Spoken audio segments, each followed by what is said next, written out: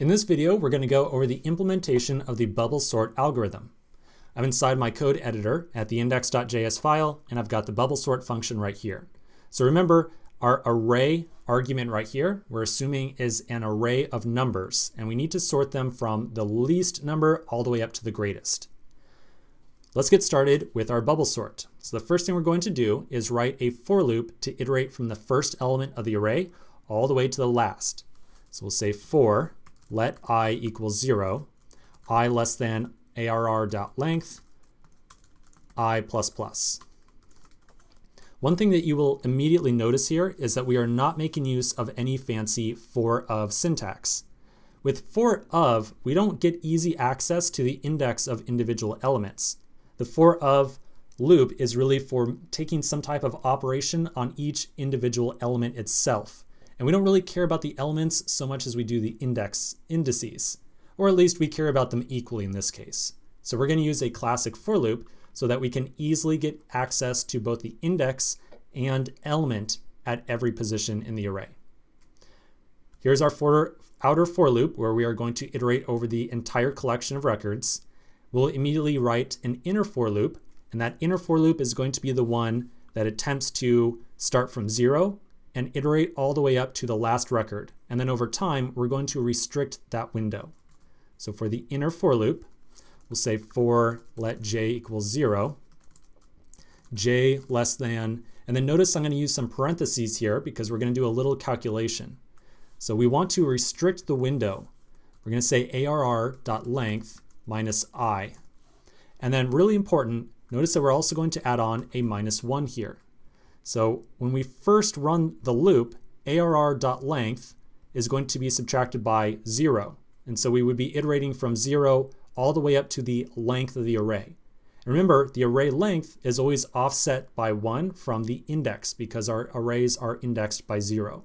So the -1 right here is to handle that case, to make sure that we don't accidentally iterate out of bounds. After we place our Boolean statement here for our terminator expression, we'll place one last semicolon and increment j by 1 every time. So that's the real challenge right there, is setting up the two for loops. Now that we're inside the two for loops, we can put down a little bit of logic to look at the current element and the element next in the array. We'll say if the element at the current index is greater than the next one, so arr at j plus 1, then we want to swap these two values. To do so, we'll use a temporary variable.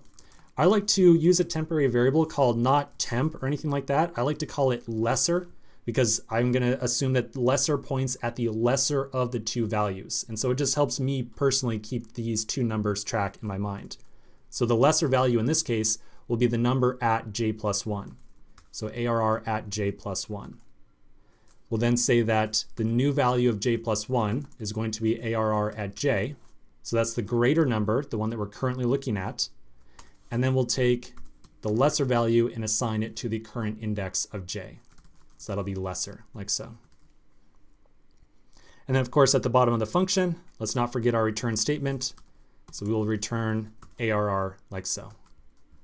All right, so that's pretty much it for a solution. Let's take a look at our terminal and see how our tests are doing. We've got one test passing, and if we scroll up, we can see that is clearly the test from the BubbleSort section. All right, so that looks pretty good. So this is our first taste of a sorting algorithm. In the next video, we're going to take a look at our next one, which is going to be selection sort. Now, as time goes on, these sorting algorithms are going to get a little bit more challenging. So the next algorithm, we're going to we're going to do a quick overview of it and how it works, and then I'll cut you loose so you can work on it a little bit. But by the time we eventually move on to merge sort, we're probably going to end up doing that one together because it is significantly more challenging than these other two.